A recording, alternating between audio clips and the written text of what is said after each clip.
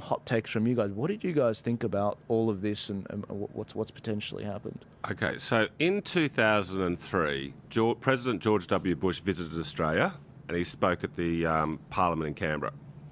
And Ross Cameron at the time was a member of the Parliament, and every member of Parliament was allowed to invite one guest to come and sit in the gallery to hear Bush speak. And Ross kindly invited me. So I drove down to Canberra that morning, and I have never seen anything like it in my life. When you're about 2 or 3 kilometres away from Parliament House, there's helicopters, there's military, there's police, there's big black SUVs everywhere, everywhere, and there's men in black everywhere. It was intense security. Then I see this thing at Butler, Pennsylvania last weekend, and it was like 1/10 of that security for President Trump. Now, he's not a current president, but he is the front runner to be the Republican nominee, and he's a front runner to win.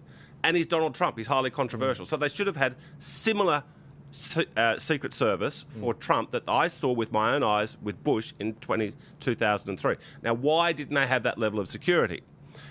I don't believe there was a conspiracy to kill Trump last weekend. I do believe what happened was malicious people in the Secret Service, probably the boss, who hate Trump's guts, they just out of malice significantly reduced his Secret Service detail. Now, there's further evidence for that. Look at the malice they had towards Robert Kennedy. The 2 most famous assassinations in history are his father and his uncle, who got wiped out with an assassination. And they won't give Secret Service to RFK. I think they've changed it now after the events in Pennsylvania last weekend. That's right. So that's what I think that they and if they knew that it was going to result in a shooting, they wouldn't have done it. I don't believe it wasn't in their interest that Trump gets shot. Okay, would have made him a martyr for all time. So that's what I think is behind this. It was extremely unprofessional what happened last weekend. It should not have happened. I don't blame the Secret Service on the ground, but there just simply wasn't enough of them. Look, I kind of I don't fully agree. I think there's potentially malice involved or a gross incompetence. Either way, it's not good. I mean, there are a few other things that happened. Nikki Haley apparently wasn't going to be attending the Republican National Convention, and then I think about an hour before it was announced that she would be attending the conference all of a sudden. So I think that was interesting.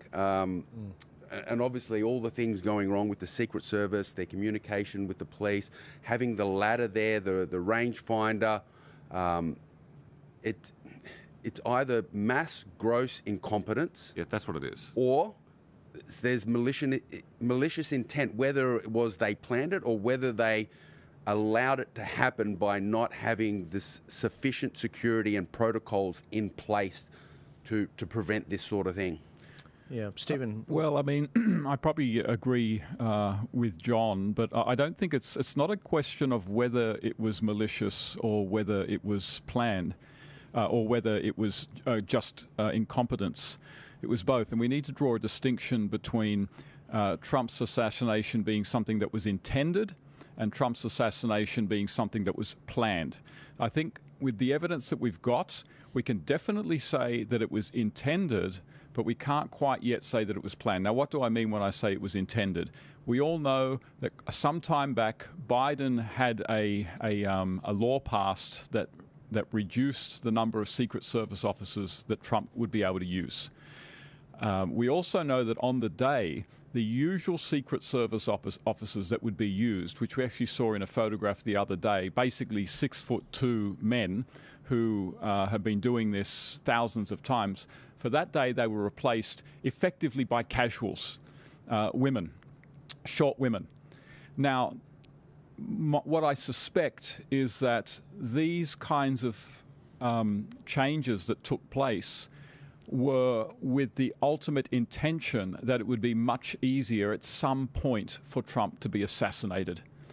So I think that this was intended, but I don't quite know that the evidence is there yet that it was planned. So it was a combination of both malice and also gross incompetence. Let's keep going through what we know, because as you know, guys, this is quite a developing story. Every hour we find new information out. So going to some of these slides here, this is just to put in perspective, you know, how close it actually was. This isn't exactly from the actual shooter, but you can see how the angle of Trump's head highly made a difference to being shot through the ear versus straight through the head.